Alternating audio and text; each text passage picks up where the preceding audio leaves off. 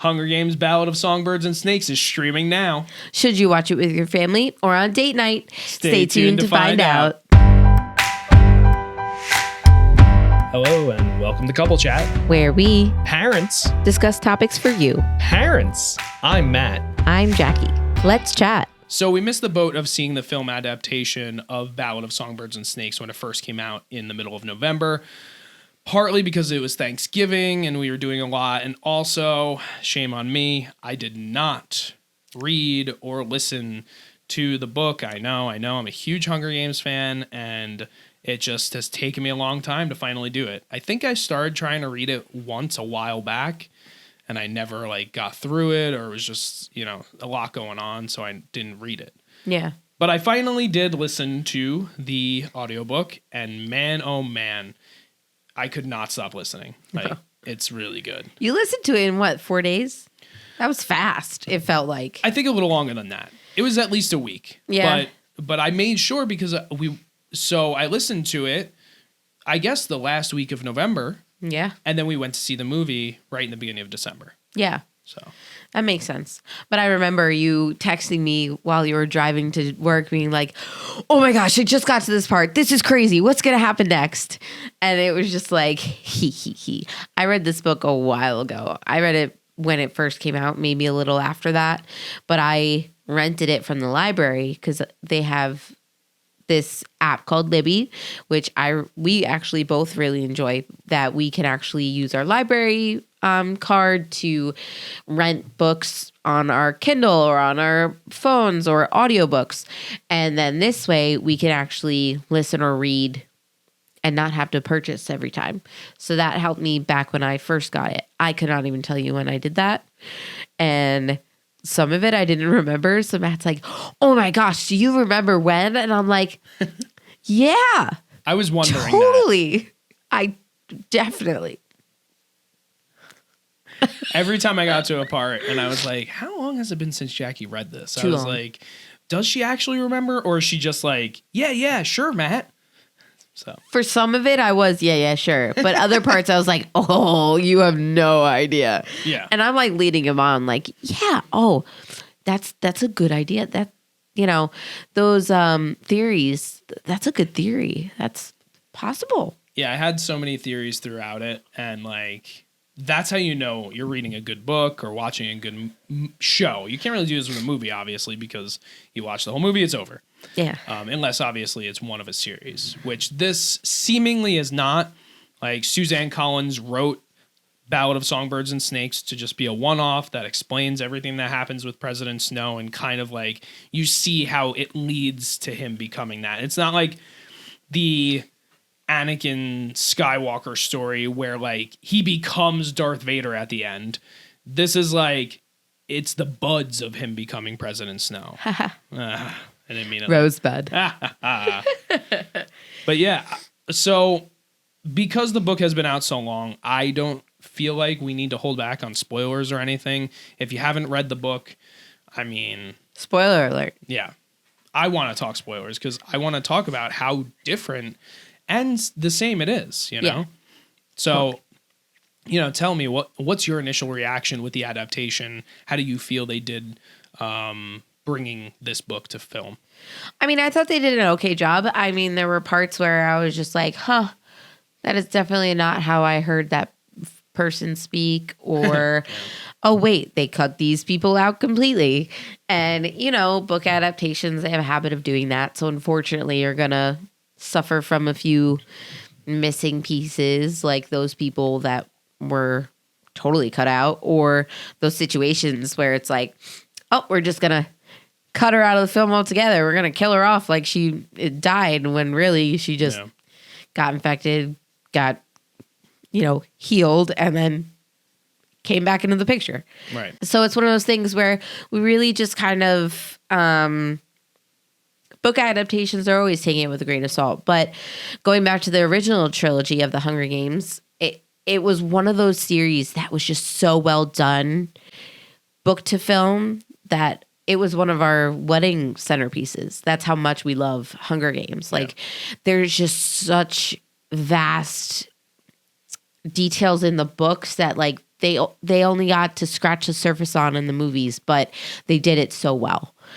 And there were some things left out too. Spoiler alert for Hunger Games series. I mean, Peeta's leg and everything that happens in the second one. Like, there's a lot of missing pieces because of them changing that catalyst moment in the first movie.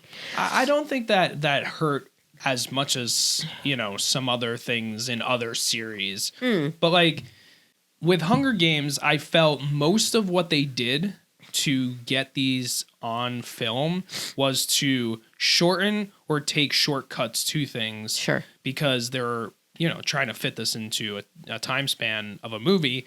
And I never felt that it was like, oh, that was a cheap, like, removal of something, or that was a cheap change. I don't know, whatever. But it's like, most of it is there. The biggest thing that, and this is what happens with all film adaptations, something that I hate about Preserve Azkaban, for instance. Yeah. They take the whole Marauders story and just throw it to the side, and you have no context as to who Lupin or Sirius or Peter. You don't have a context to any of these characters, and when everything happens in the Shrieking Shack, it's like, what? Why do we care? Who cares? Why are we in this building? Right. Yeah.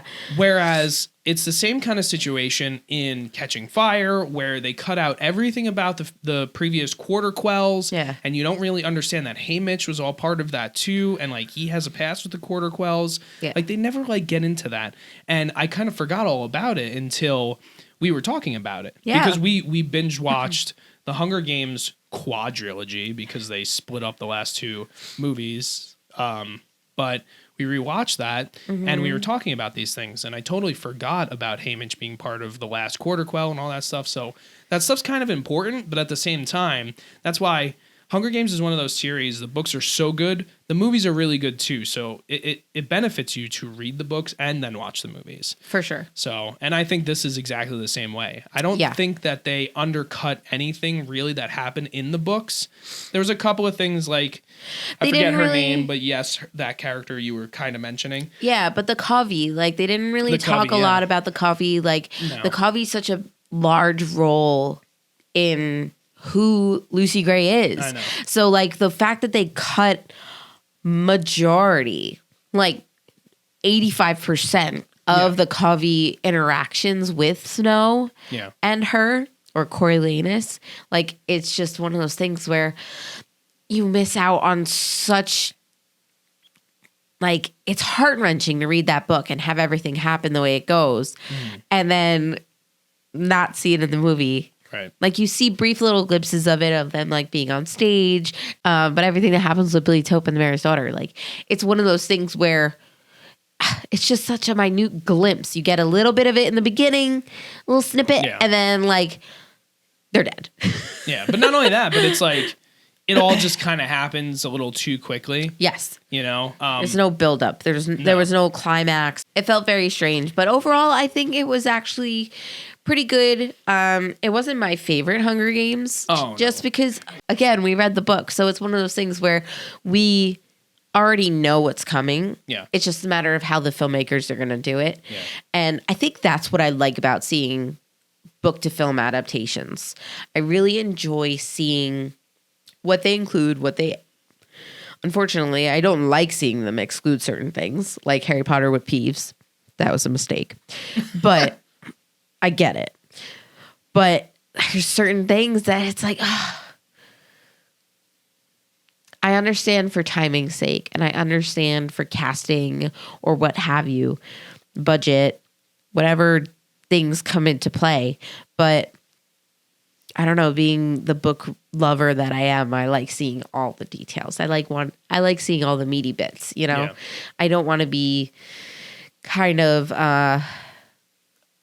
left out. I don't want the people who also haven't read it to be left out, because a person who, this looks interesting, it's based on a book, cool. There's a lot of movies out there like that I won't see unless I read a book, but there's a lot of people who are just like, we're going to the movies, what do we want to see, this one or that one? And they choose the one that's based on a book, and they have no clue what's going into it. Like, I feel like for those people, certain parts felt a little lost, but I mean, if you've seen a Hunger Games movie, you know who Snow is. You know who Coriolanus is. Yeah. And I think you get the gist of the Hunger Games and what what there is to expect. Yeah. Because see, that's the cool part about this story. Not the cool part, actually, the devastating, traumatizing, like effed up part. But but that's the cool part about this book and movie compared to the other Hunger Games, where there's 64 years in between. Right. So you're seeing the baby stages of the Hunger Games. You're seeing them develop some of the things that are now happening in Katniss's timeline, and it's amazing. Like, just in the book itself, the detail that they go into and some of the, the differences and how Suzanne Collins worked in like certain things that like they were really treated like, so it's not racial, but this was segregation. It was huge segregation, and the way they were bringing in the tributes and just dumping them into a zoo and treating them like garbage. It's very interesting to see that, because 64 years later, they're treated like gold when they get to the Capitol. Right. And they're they give them mani-pedis and put makeup on them and make them stars, because that's what it is at that time. Right. It becomes this full-fledged reality show by the time Katniss's timeline happens. All because of snow. Exactly. That's the crazy part. Yeah. It turns it all on its head. Yeah. Snow's the reason why they're given housing. Yeah. Snow's the reason why there's bedding put on them. Right. He's the reason for all of these things to start this snowball effect of like so many snow references here. Snow falls on top. Mm. At least for 64 years. Kind of. But anyway, it's just one of those things where it's just the snowball effect where everything kind of accumulates to this girl who is on fire and kills him. For sure. It's just incredible how like Suzanne Collins had this story in her brain, and then she can like really tie in all these little nuances and connect the dots with these really long lines over that many years. Well, it's also great too, like the whole thing she builds with like Lucy Gray, the hanging tree, the mockingjays. Yeah. Like she really tried to bring it around full circle, that it's like the mockingjay affected him all the way from his youth to his death. And it's like, I don't know, they did a great job. She did a great job, because this has nothing to do with the adaptation. This is just part of her story. Right. And I don't know if she knew that before making this prequel novel. But yeah, I mean, that was one of the things that I loved when reading it. Like, they build Lucy Gray out to be this like kind of original Mockingjay, but they call her a songbird. Right. It's kind of like the same situation, So, yeah. And they don't say it, but it's kind of alluded that Lucy Gray may be related to or have connections to the people related to Katniss. So, like, Maud Ivory is supposedly her actual grandmother. So her father's mother. So Interesting. I never thought of that. Yeah, well, yeah. Because, I mean, it's kind of, like, ambiguous if she survives at the end, and it's like... And they haven't heard from her in months. Yeah. And, okay, I could see that. Months? Interesting. That's what he said in the movie. Oh. That's what Peter Dinklage says. Oh. Speaking of casting, Peter Dinklage was... Peter Dinklage has played every villain that has been the catalyst for, like, every series since, like... Elf. No, but like, so he's the catalyst of the Hunger Games. Right. He's the catalyst of, and he's affected Jennifer Lawrence's like life and everything. So he's the catalyst of the Hunger Games, affects Jennifer Lawrence. He's the catalyst of the X-Men, affects Jennifer Lawrence. And what was the third one? He did something else too that was also Jennifer Lawrence related. I don't remember. Yeah, I forget now. Well, anybody who never watches this, let us know. I mean, he's just an amazing actor, and he's great. I love everything he does. But this was great. Yeah, This is like Tyrion on a whole nother level. I don't know about that. Well, because they're both addicts, Yeah, but like, I don't know, chaos just kind of ensues no matter what they do. yeah, They do their best to kind of stay low key and stay under the radar, and yet yeah. they're thrown into it anyway. Forget about him. Viola Davis, though. She's like, so great. This was a whole different type of role for her. And man, even I watched an interview with her. I think you watched it with me, but even she was like, this is not the type of character I would ever play. And like, it was a little much for me, but I read Suzanne's book, and it really like, I took everything from that I could, and man, she's vicious and disturbing. Like, you have Donald Sutherland, who plays this effed up villain in the Hunger Games trilogy, but like Viola Davis, like her character is just on another level, and she's a mad scientist. Yeah, right. That's the coolest part about it, because she has no stake in it. It's really just her playing, because as a mad scientist, she just wants to see chaos again. She wants to see how her mutations can destroy and attack and, set the scales going the other way in an instant. Yeah. And I think that's why she's just so great at it. I loved every moment. Yeah. Rachel Zegler was great too. So I didn't like her for the longest time, I'll be completely honest, because I'm a huge, huge, huge West Side Story fan. And I don't like Spielberg very much, and I hated the fact that he was doing this adaptation. And I don't have any interest in ever seeing that movie. Like, to me, the 60s version is the only version that needed to exist. I get the whole thing about certain white actors playing the wrong race, whatever, but it is just a phenomenal film, and it didn't need to be done again.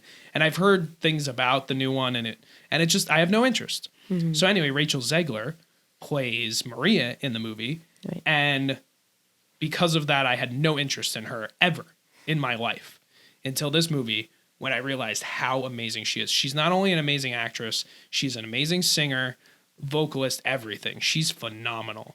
Mm-hmm. So she, you're a singer, but like, she sang on set to the point where, like, I don't think they have any other recording of these songs. No. Like, when you listen to the soundtrack, it's the recordings from the movie, because they never recorded anything else from what it seems. It's all live recordings. Insane. Yeah. And, they commended her for it in every interview about it. The producers and people, they're like, we were enthralled. We're sitting there on set and she's singing live. And it's just like, you don't want to say cut, because the shot's so good or her performance is so good that it kind of just encapsulates you and puts you into a daydream. But like, her voice is just phenomenal. And it's one of those things where I don't know if there is anyone else that could have ever played Lucy Gray or ever will in the future, but I really enjoyed her performance, and I think she's definitely someone to look out for in the future. Yeah. But anyway, we could go on forever. Yes. Hunger Games Ballad of Songbirds and Snakes is out now to stream. It's not out physically. I don't know if it will be. You have to buy or rent it. But ultimately, the final question that we obviously asked in the beginning, is this right to watch with your family or on date night? What do you think? If your family is of the correct age, sure. Especially if they're an avid reader and they've read The Hunger Games, they understand that this is based in a fictional world where the Hunger Games did not happen. Sure. Could, maybe, one day in the future. Could one day. Sure. But I think you should definitely think about the age, because like, that rating is there for a reason. My son will not be watching it. It's middle school level, right? Right. I know they're teaching this book. Young adult, yeah, for sure. I definitely think that you should take into account your child's age and their mental capacity for something like this, because this one's a little darker, in my opinion, than the actual Hunger Games series. I think that comes from what I was saying before. Like, these are the baby stages of the Hunger Games, and it's segregation. These people are being treated like animals, and just there's some really disturbing moments in it. And even the Hunger Games itself, they throw like sickles and pitchforks and all these like cruel weaponry out to them. I don't think there are any guns or anything like that, but like, some of the moments could be really vicious. There were moments I was like, this is interesting. I don't know how much I'd want a child to see this. Yeah, so it's a little too far. Yeah, but definitely a more mature family night. Yeah. And then date night for sure. I mean, if you're avid book readers, or if you enjoy children killing themselves, if you enjoy a good story and the beginning stages of something wonderful in the end, because they survive. They get out of it eventually. What? They get out of it eventually. One gets out always. Katniss and Peeta get out. Yeah. And Haymitch got out. Sure. Sure. Yeah, one. And Joanna. Okay, anyway. But I think, I still think it's a good date night movie. It definitely brings up 100%. discussion because it's one of those things where it's like those what if situations that you can actually pose to your partner. It's the whole train situation. Do you save the one on the track or do you save the many on the train car? Like, which route would you take? Is that a thing? Yeah. There's actually a scientific experiment to see what kind of person you are about which direction you would choose. Interesting. Yes. I'm not going to ask you that on camera, though. I'll ask you that off camera. I don't even know how to answer it. That's the question, really. But yeah, anyway. So, I'm Matt. I'm Jackie. Here are the Hahns signing out. Thank you so much for listening to Couple Chat. Make sure to subscribe to us on Spotify or YouTube Music, and check out our YouTube page to see this episode in video. Thank you to Hahn Films for editing and producing this episode. Talk to you soon.